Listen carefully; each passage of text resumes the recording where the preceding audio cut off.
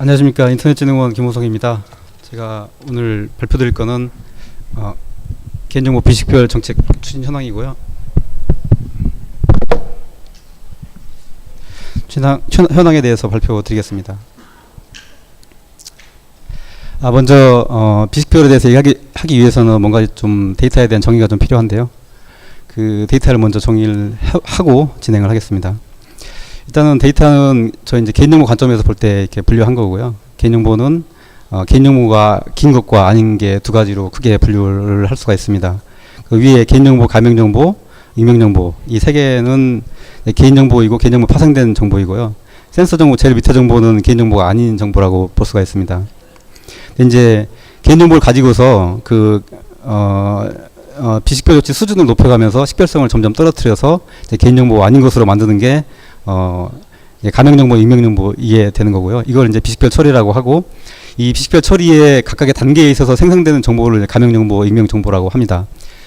개인정보 같은 경우에는 다 아시겠지만 해당 정보로 바로 개인을 식별할 수 있는 정보이고, 가명정보 같은 경우에는 개인정보에서 그 특정한 직접 식별자, 이름이라든가 그 이메일 아이디 같은 거 이런 것들을 다른 정보로 대치를 한 정보입니다. 그래서 그 정보로는 개인을 알아볼 수 없지만 그 아태치한 정보, 매핑 테이블 같은 거 이걸 가지고서 매칭을 하게 되면 식별이 되는 이런 정보를 가명정보라고 합니다. 그다음에 익명정보 같은 경우에는 이제 어떠한 합리적인 비용, 시간, 노력 같은 거를 들여서 식별을 하려고 하더라도 이 해당 정보로는 개인을 식별할 수 없는 정보가 익명정보가 되겠고요. 이렇게 익명의 비식별 조치 수준을 나누는 이유는 데이터 유용성 때문입니다. 가명정보 같은 경우에는 이제 아까 말씀드린 대로 직접 식별자만 제거를 했기 때문에 나머지는 살아 있습니다. 그렇다 보면 분석하기 굉장히 용이하겠죠. 많은 정보를 분석해낼 수가 있고요.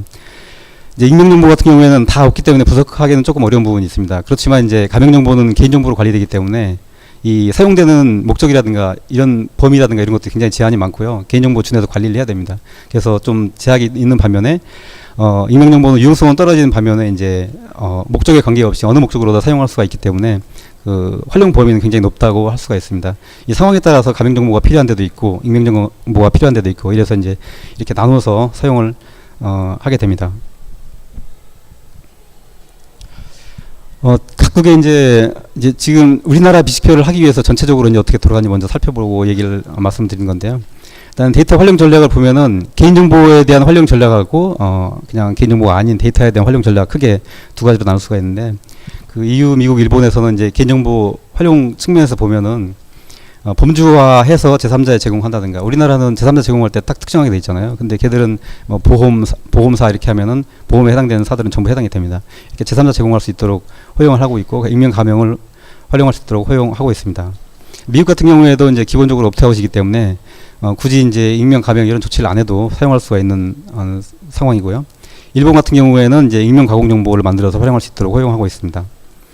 데이터 같은 경우에는 이제 그 EU 같은 경우에는 데이터 경제 육성 전략, 디지털 싱글 마켓 촉진 전략 이런 것들, 미국은 오픈 데이터 정책, 데이터법, 일본 같은 경우에는 신산업 구조 비전 이렇게 이제 해가지고, 제가 이제 여기서 이제 나열한 거는 전체적인 거 일부만 저희가 이제 발견된 것만 한 건데, 여러 가지 이외에도 여러 가지 데이터 활용 전략이 있습니다. 이러한 전체적인 그 데이터 활용 전략 하에서 EU, 미국, 일본 같은 경우에는 우리 개인정보를 어떻게 다룰 것인가 이렇게 이제 운영하고 있다고 보시면 되겠습니다.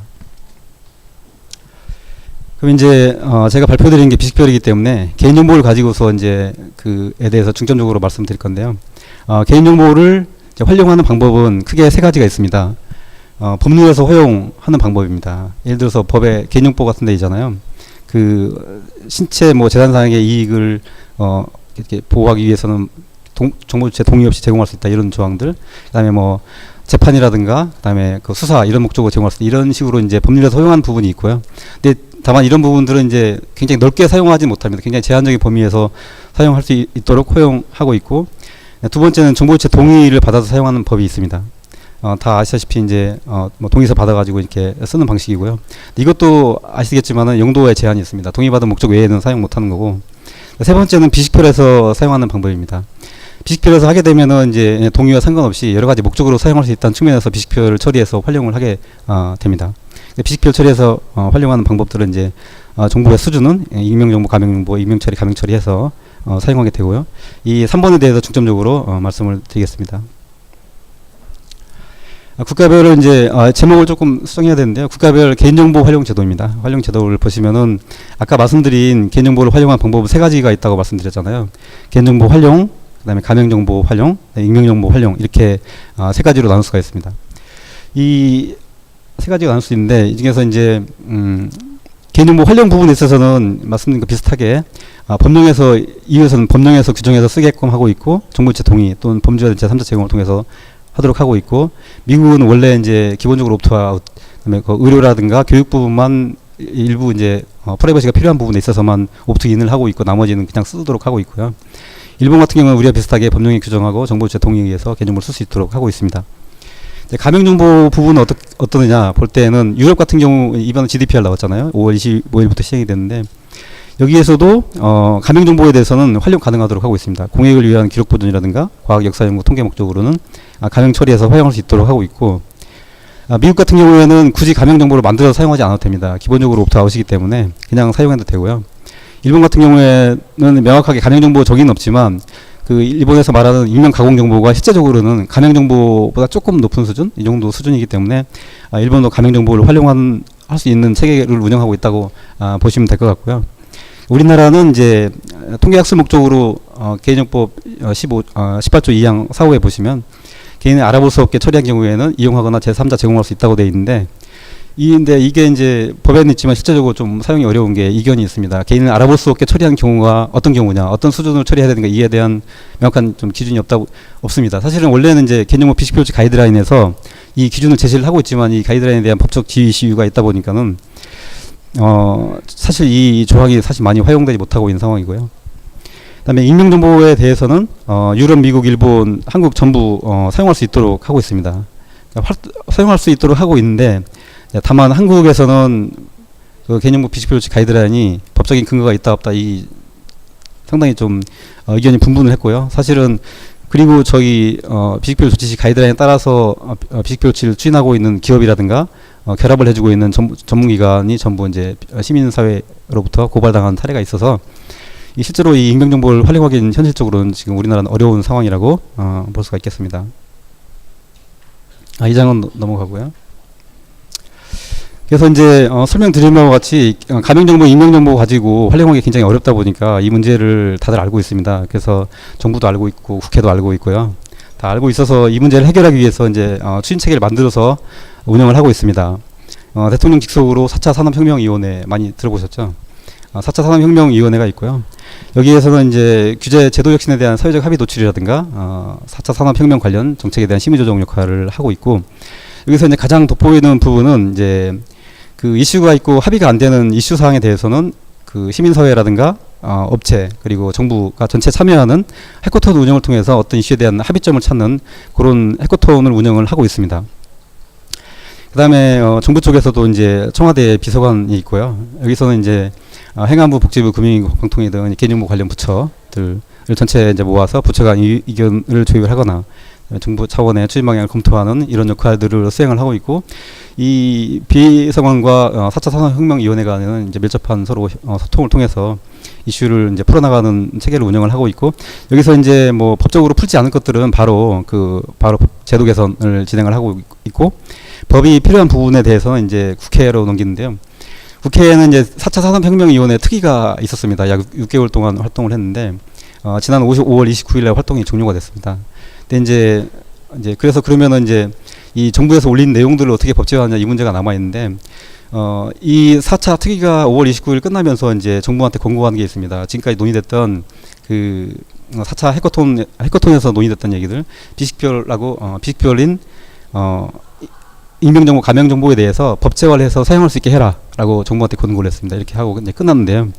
이제 더 이상 4차 특위는 이제 끝났고 그러다 보니까는 이제 이후에는 이 해커톤 내용을 중심으로 법제화가 이루어질 텐데 이 작업들은 이제 아마 정부 안이라든가 그 의원안 형식으로 이제 발의가 돼서 국회에 올라갈 걸로 예상이 됩니다.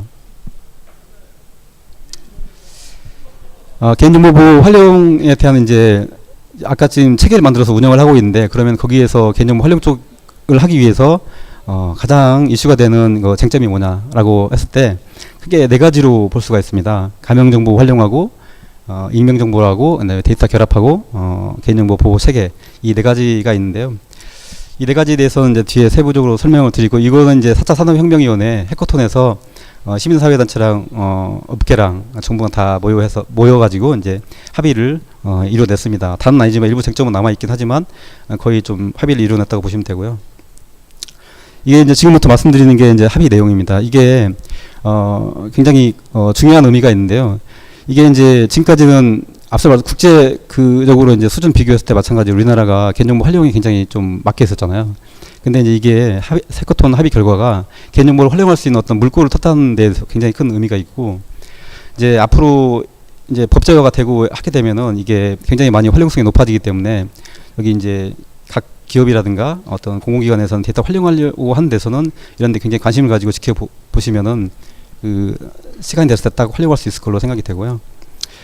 가명정보에 대해서 첫 번째 가명정보에 대해서 합의한 내용은 크게 이제 세 가지 정도 됩니다. 일단은 첫 번째로는 가명정보 자체를 법에서 넣어서 사용할 수 있게 해라라는 걸 합의했다는 거고요. 그 다음에 그러면 가명정보는 말씀드린 대로 그 식별 정보만을 제거한 거기 때문에 나머지 정보는 살아 있습니다. 이게 다른 정보 결합하다 보면 또 개인이 식별될 수도 있거든요. 그렇기 때문에 개인정보로서 관리해야 될 부분이 있습니다. 그렇다 보니까는 막 쓰게 할 수는 없는 거잖아요. 그래서 용도를 좀 제한을 했습니다. 그래서 공익을 위한 기록 보존의 목적이라든가 학술 연구 또는 학술 및 연구 목적, 그다음에 통계 목적으로 사용할 수 있다고 했고요. 그다음에 그 쟁점이 또 하나 쟁점이 되고 있는 그 학술 연구에 이제 제일 원하는 거죠. 기업들이 원하는 부분인데 이게 상업적 연구가 포함되느냐 안 되느냐 이게 굉장히 쟁점이 있었는데 이것까지 이제 정확하게 해커톤에서 해결되진 않았습니다. 어쨌든 활용할 수 있는 부분을 이제 그나마 이 정도라도 활용할 수 있는 부분 열어놨다는 데 큰 의의가 있고요. 두 번째는 가명정보 활용에 있어서 이제 또 다른 부분인데, 원래 동의를 받으면은 또는 법에서 정의를 하게 되면은 그 부분으로만 사용되지 않습니까? 그 외에는 사용이 안 되거든요. 그 외에 사용하려면은 비식별치했어야 되는데, 이제 여기 해커톤에서는 굉장히 좀 나름 전향적으로 한 부분이 뭐냐면은 그 당초 수집한 목적과 상충되지 않는 이제 이후 방식으로 말하면 양립되는 목적이 된다고 그러면은 개인정보를 쓸 수 있도록 하고 있습니다. 이게 굉장히 활용성을 굉장히 또 넓혔다고 생각을 할 수가 있는데, 그러면은 이제 여기서 문제는 이제 그거죠. 이제 그 원래 수집한 목적이 있고 또 다른 목적으로 이 목적과 거의 양립할 수 있다면은 사용할 수 있는데, 가명 정보가 이 양립되는 데에 대해 활용할 수 있는 수단이라는 겁니다. 가명 처리를 하게 되면은 양립이 된다고 했을 때 가명 처리를 하게 되면은 그 개인 정보를 원래 받은 목적과 다르게 양립되는 목적으로 사용할 수 있다는 뜻이 되겠고요. 그러면 이제 여기서 또 이슈는 이제 양립을 어떻게 할 건가가 문제입니다. 양립이 굉장히 애매모호한 말이고 기준이었기 때문에, 근데 이제 이번에 시행되는 GDPR에서는 그 개인정보가 양립되는 이에 대한 판단 기준을 몇 가지를 한 5가지 정도를 제시하고 있습니다. 이것조차도 이제 아직 뭐 두루뭉실하긴 한데, 실제로 이제 저희 입법할 때는 이걸 가지고 입법할 때는 이 EU 거를 참조를 해서 그 양립하는 기준을 만들어야 될 걸로 생각이 됩니다. 그래서 가명정보에 대한 그 활용에 대해서 요약을 하면 이렇습니다. 가명정보 법제화해서 사용할 수 있게 오케이 했다는 거고요. 그 다음에 가명정보 활용 범위, 목적의 이용이라든가 누구한테 주는 제3자 제공에 대한 범위는 공익을 위한 기록 보존, 학술 연구, 그 다음에 통계 목적, 그 다음에 상충되지 않는 목적으로 가명정보를 활용해서 활용할 수 있다라고 합의가 되었습니다. 그 다음에 익명정보이고요. 그 익명정보는 이 내용을 보시면은 조금 이해가 좀 어려운데, 어쨌든 좀 이렇게 정리된 내용으로 설명을 드리면은, 익명정보도 법에 넣어서 쓸 수 있도록 합의했다가 중요한 내용이고요. 이제 그러면은 남는 부분은 이제 그 익명정보도 굉장히 어떤 기술을 쓰느냐에 따라서 어떤 환경에 사용되느냐에 따라서 익명이 되기도 하고 안 되기도 합니다. 그래서 익명정보 수준을 어디 정도까지 결정할 것인가가 이슈가 남아 있는데, 그 이슈에 대해서는 이제 이 합의된 내용에 따르면은 3가지 정도가 있습니다. 그 사업자 책임하에서 적정성을 평가하고 사용해라. 이렇게 비식별치를 해서 익명화를 하잖아요. 그럼 이 익명화가 다른 정보와 결합해서 또 식별이 안 된다라는 거를 이제 결정을 해야 되는데, 이 결정을 누가 하느냐? 사업자가 직접 해라라는 것이고요. 그 다음에 정부가 마련하는 적정성 평가 기준을 만들 수는 있지만, 만들어서 안내는 할 수 있지만은 정부가 만드는 적정성 평가 가이드라인에 따랐다고 해서 그렇게 해서 익명화 조치를 했는데 나중에 재식별이 되거나 또는 나쁘게 사용됐다. 그럴 경우에는 이 사업자가 따랐다고 할지라도 면책이 되지 않는다는 겁니다. 그에 대한 뭐 손해배상이라든가 이런 부분들은 다 부과가 된다는 뜻이고요. 그다음에 적정성 평가할 때 트러스트 서디 파티, 그러니까 신뢰된 제3의 기관이라든가 전문가를 활용해서 할 수 있다라고 합의했습니다. 이게는 각 기업들이 보시면 지금 데이터 분석에 이제 비식별이라든가 이런 게 초창기다 보니까는 많이 없습니다. 적정성 평가하기가 좀 어려운 부분이 있는데, 그래서 전문 기관이라든가 전문가라든가 불러서 이제 우리 데이터가 비식별이 제대로 되는지 봐달라고 할 수가 있는데, 이렇게 트러스트 서드 파티라든가 전문가가 와서 이건 잘 됐습니다라고 결정을 하더라도 문제가 생겼을 경우에는 그 면책이 되지 않는다는 겁니다. 결론적으로는 다 사업자 책임이라는 거고요. 예.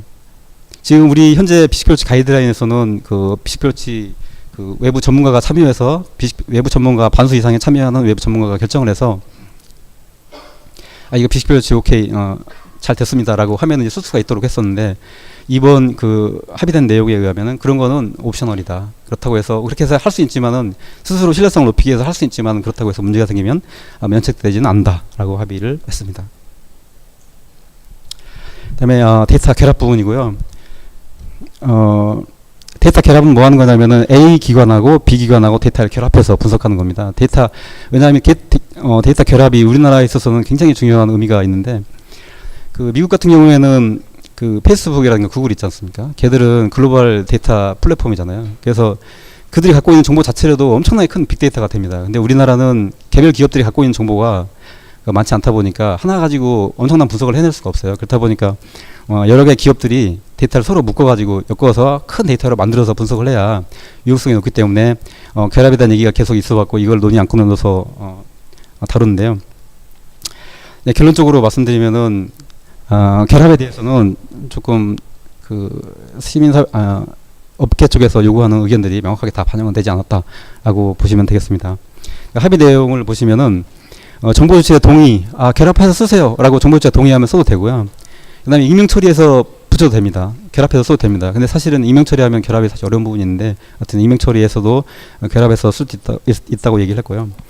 근데 그러면 남은 게 이제 이 부분입니다. 정보 유출가 동의를 안 했을 경우에 어떻게 하느냐, 결합하는 것에 대해서 동의 안 했을 경우에 어떻게 하느냐, 이 부분인데, 일단 합의된 내용은 공공과 공공 간에 있어서 공익가치가 큰 연구라든가 통계 목적은 결합 가능하다. 그렇지만은 예를 들어서 통계청 데이터 가져와서 일반 기업에서 붙여가지고 분석하면은 안 된다라고 합의가 됐습니다. 이 부분은 합의가 됐다기보다는 서로 주장이 팽팽한 상황이고요. 세모로 표시한 이유는 기업 산업계 측에서는 민간 공공, 공공 공공, 민간 결합을 허용해 달라는 입장이고, 시민단체는 현재 동그라미 친 부분만 오케이 한 상태라고 보시면 되겠습니다. 그 다음에 거버넌스 부분인데, 거버넌스를 굳이 얘기하는 거는 여긴 다 CPO 분들이니까 굉장히 불편하다는 거 잘 알고 계실 겁니다. 개인정보법 나와서 행안부에서 와서 조사해 나가고, 방통위에서 와서 조사하고, 또 금융 쪽이면 신용정보법 금융위에서 와서 하고 막 이렇게 하다 보니까 굉장히 불편하잖아요. 그래서 그러다 보니까는 뭐 중복 규제, 이중 규제 이런 얘기 많이 나오다 보니까 시민사회에서는 이 법을 다 통합해서 하나로 관리해라. 수험자가 법 지키기 쉽게 이렇게 얘기를 했습니다.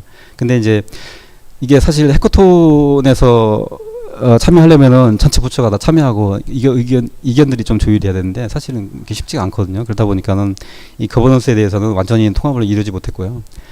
그러다 보니까 여기서 합의된 내용들은 통일적 규율이 필요하다, 개인정보 보호와 활용을 위한 거버넌스 개선 방안 마련한다 정도 선언적인 수준에서 정리가 되었습니다. 그렇다 보니까는 실제로 진행되는 건 조금 좀 시간이 걸릴 것 같고요. 그러다 보니까 엊그제 며칠 정도 됐습니다. 그러다 시민사회에서 이렇게 성명서를 또 냈습니다. 그래가지고 개인정보 체계와 감독 기구를 빨리 일어나해라라고 또 낸 상태고요. 근데 이건 좀 시간이 걸릴 것 같습니다. 그러면 이제 지금까지 그 비식별 조치에서 개인정보를 비식별 조치에서 활용할 수 있는 어떤 해커톤 합의를 통해서 이제 법 제도가 추진이 될 건데, 이제 아직까지 좀 더 명확하게 해야 될 부분들은 좀 남아 있긴 합니다. 그래서 가명 처리할 때 학술 연구냐 학술민 연구냐, 이렇게 학술 연구를 하면은 학교에서 하는 연구만 허용할 거냐, 업계에서는 학술민 연구로 해서 산업적 연구라든가 상업적 연구를 포함하게 해달라라는 주장이고, 데이터 결합 부분에 있어서도 말씀드린 대로 민간 간 어떻게 할 거냐, 이 부분이 해결 안 됐고요. 현재 상태로 입법을 할지 추가적인 논의를 어떻게 할지는 아직 좀 제 상황에서는 잘 모르겠습니다. 그다음에 실무적으로 저희 구체화 사항은 이제 합의된 내용 범위 내에서 가명 처리, 임명 처리에 대한 기준, 그다음에 평가 기준 및 절차 만드는 걸 좀 해야 되고요. 그다음에 데이터 결합을 위한 법적 구성안이라든가 결합을 하게 되면 이제 프라이버시 유출의 위험성도 있을 수가 있기 때문에 사전적 사후적 통제 방안을 어떻게 만들 건지 이 작업들을 좀 진행을 해야 됩니다. 이 관련해서는 저희가 이제 행정안전부랑 방통위랑 저희랑 같이 해서 이 세부적인 작업들을 진행을 하고 있습니다. 네. 지금까지 그 해커톤을 통해서 정리된 내용까지 말씀드렸고요. 그러면 이렇게 나왔으면 실제로 이 법제화가 돼야 되지 않습니까? 이 법제화 작업은 현재 그 각 부처에서 필요한 부분 하고 있습니다. 이미 아마 아시겠지만 금융위 쪽에서는 발표한 것도 있잖아요. 그래서 그렇게 추진하겠다고 얘기한 부분도 있고, 발표 안 하는 이제 행안부랑 방통위는 발표하지 않았는데, 행안부나 방통위에서도 이제 이 해커톤 내용을 가지고서 지금 법안 작업을 진행 중인 걸로 알고 있습니다.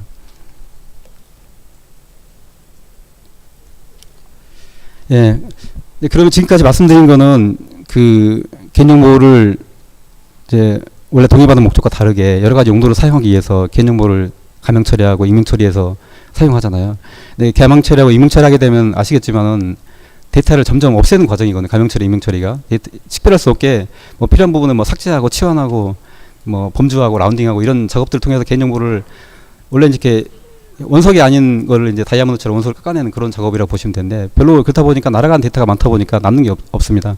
근데 그렇게 하면은 그것도 이제 부족하는 것도 한계가 있기 때문에 우리가 나라가 지금 계속 얘기하고 있는 게 4차 산업혁명 얘기하고 있잖아요. 그러면 이제 데이터를 잘 쓸 수 있는 환경이 돼야 되기 때문에 개인정보 활용 생태계, 그러니까 개인정보 자체를 가공 처리하지 않고 그 자체로도 사용할 수 있는 환경, 그리고 그다음에 개인정보 외에 임명정보, 가명정보 자체를 가지고서 그냥 이용 제공뿐만이 아니고 여러 가지 유통까지 할 수 있는 이런 체계를 만들어야 이제 4차 산업혁명이 촉진될 수 있다고 보고요. 장기적으로는 이런 것도 반드시 정립해야 된다고 생각이 됩니다. 이미 이러한 구조대에서는 미국 같은 경우는 이미 데이터를 뭐 사고팔고 하고 있고, EU 같은 곳에서도 이러한 여기서 나오는 구조들을 이미 만들어서 일부는 운영을 하고 있고, 일본 같은 경우에도 지금 굉장히 연구를 많이 해서 운영하려고 하고 있습니다. 이제 우리나라도 그런 그런 상태에 비춰볼 때 우리나라 좀 장기적인 과제로 두고서 진행을 할 필요가 있다고 생각이 되고요. 여기서 이제 생태계를 하면 이제 각 개인이 있습니다. 각 개인이 있고, 각 개인이 데이터를 사업자한테 제공을 하고, 사업자는 그걸 가지고서 이용하게 되고요. 그다음에 이용자가 개인이 내가 준 개념을 돌려주고 할 때는 바로 이제 돌려주고, 그다음에 사업자가 모은 정보를 가지고 산업 데이터 플랫폼에 넣어서 데이터 거래 시장에 놓아서 이제 거래를 할 수 있게 하고, 그다음에 국가 공공 데이터도 산업 데이터 플랫폼에 넣어서 거래 시장에 놓아서 데이터를 제일 밑에 데이터가 필요한 이용자한테도 데이터를 주어서 필요한 부분에서 이용할 수 있게 하는. 그러면은 원래 데이터를 제공한 사람들은 뭐 떨어지는 게 아무것도 없잖아요. 그러면은 이제 그런 걸 해결하기 위해서는 각 개인한테는 사업자가 개인을 데이터를 받아서 어떤 상업적 이익을 창출했다. 그러면 그에 대한 어떤 이익을 환원시켜주는, 또는 데이터 거래시장에서 돈을 벌었다. 그러면은 그 거래시장에 제공한 PDS랑 정보은행 이런 데서 그러니까 기업한테 주고서 기업이 그거 갖고 돈을 벌면은 돌려줄 거 아니에요. 그 가치를. 그러면은 정보은행이 이제 각 개인한테 이익을 돌려주는 이런 구조가 장기적으로는 이루어져야 4차 산업혁명 촉진이 가속화될 거로 생각이 되고요. 이러한 그 개인정보 생태계 구성을 위해서는 크게 3가지 정도의 구성 요소로 볼 수가 있습니다. 네, 개인 주도의 정보 유통하고 PDS하고 개인 정보은행인데, 개인 주도 정보 유통이라 하면은 아까 첫 번째 그림에서 말씀드렸듯이 제가 어떤 기업한테 뭐 동의서를 쓰고서 개인 정보를 제공했으면은 지금은 주는 데몇 군데 안 됩니다. 이번에 금융위 쪽에서 준다고 뭐 했던 것 같은데 주는 데 몇 군데 안 되잖아요. 제가 만약에 은행 기록을 보려면은 은행이 저한테 제 거래 내용 안 주잖아요. 제가 보려면 은행 사이트 들어가가지고 엑셀 다 긁어가지고 저장해서 데이터를 봐야 됩니다. 근데 그렇게 하지 않고 제가 이미 GDPR에서는 데이터 포터빌리티라고 해서 데이터를 주게끔 되어 있는데, 제가 은행한테 제 거래 기록 다 주세요. 그럼 얘들이 그냥 파일을 쭉 쏴주는 거예요. 이제 이런 식으로 이런 구조도 좀 필요하고, 그다음에 PDS 같은 경우에는 이제 개인 데이터를 관리하는 건데요. 아까 각 기업으로부터 제 데이터 주세요 받았잖아요. 그럼 받은 거 어떻게 쓸 수가 없어요. 그러면 부가가치를 창출할 수 있게끔 뭔가 쓸 수 있는 방안이 필요하지 않습니까? 그게 이제 퍼스널 데이터 스토어라고 해서 PDS라고 하는데, PDS는 여러 기업으로 제가 받은 정보를 전부 가지고 제가 이제 여러 기업들한테 다시 주는 겁니다. 대신에 이제 저한테 어떤 이득을 주는 기업만 골라가지고 너 가져가 썼어. 이렇게 하는 게 이제 PDS고요. 이제 그렇게 하다 보면 개인이 모든 사업자들한테 뭐 이렇게 사업 관리하듯이 하기가 어렵잖아요. 그러니까 대신해서 이제 은행한테 맡기는 겁니다. 정보를. PDS로 모은 정보를 은행한테 맡기면은 은행이 대신해서 각 기업들한테 데이터 주면서 이제 어떤 대가를 받겠죠. 받고서 이제 그 이득이 발생하면은 각 개인한테 이제 우리가 은행에서 이자 주듯이 어떤 대가를 주는 이런 구조가 이제 정보은행 구조입니다. 크게 이런 세 가지 구조가 생태계를 구축하는 데 있어서 반드시 필요하다고 생각되고 이러한 연구 개발이 필요하다고 보고요. 그다음에 연구 개발을 통해서 법제도 개선도 필요하다고 봅니다. 이 중에서 이제 일부는 저희도 좀 한번 해볼 기사 쪽에서도 한번 연구하려고 생각을 하고 있습니다. 그다음에 이제 데이터 결합인데요. 결합은 그 우리나라 환경에서 정말 두 번 말할 필요가 없이 굉장히 중요한 요소라고 저 개인적으로는 생각을 하고요. 그 이제 다만 결합할 때 이슈가 많기 때문에 그 개인 식별 가능성이 결합 안 하는 상태보다는 훨씬 높아질 수가 있기 때문에 이 결합을 할 때 있어서 안전하게 결합하는 거에 대한 어떤 연구라든가 실증이 굉장히 필요하다고 보고 이렇게 이제 안전한 세이프가드가 마련됐으면은 그걸 가지고 이제 시민사회랑 같이 해서 사회적 합의를 마련해서 법제도화할 필요가 있다고 생각이 됩니다. 그래야 이제 생태계 구축이 완료가 된다고 생각이 되고요. 참고적으로 이 영국 같은 데서는 그 ADRN이라고 해서 개인정보 보유자 처리 기업 A, 처리 기관 A, 처리 기관 B 간의 데이터를 중간에 자기들이 결합을 해가지고 특정 공간에서 와서 결합한 분석 데이터를 분석한 결과를 가지고 와라 이런 모델들이 있습니다. 이런 모델들 통계청에서도 아마 그런 비슷한 걸 하고 있다고 얘기를 들었고요. 이것이 이제 전체적으로 좀 그 개인정보 생태계가 활성화되기 위해서는 이런 것들이 전체적으로 여러 기업에서 전반적으로 좀 일어나야 될 걸로 생각이 됩니다. 이런 거 참조해서 만들면은 그 개인정보가 이제 굉장히 거래되고 유통되고 이런 환경을 구축할 수 있을 거로 생각이 됩니다. 이상으로 발표를 마치고요. 발표 마쳤습니다. 혹시 그 질문사항 있으시면 질문해 주시면.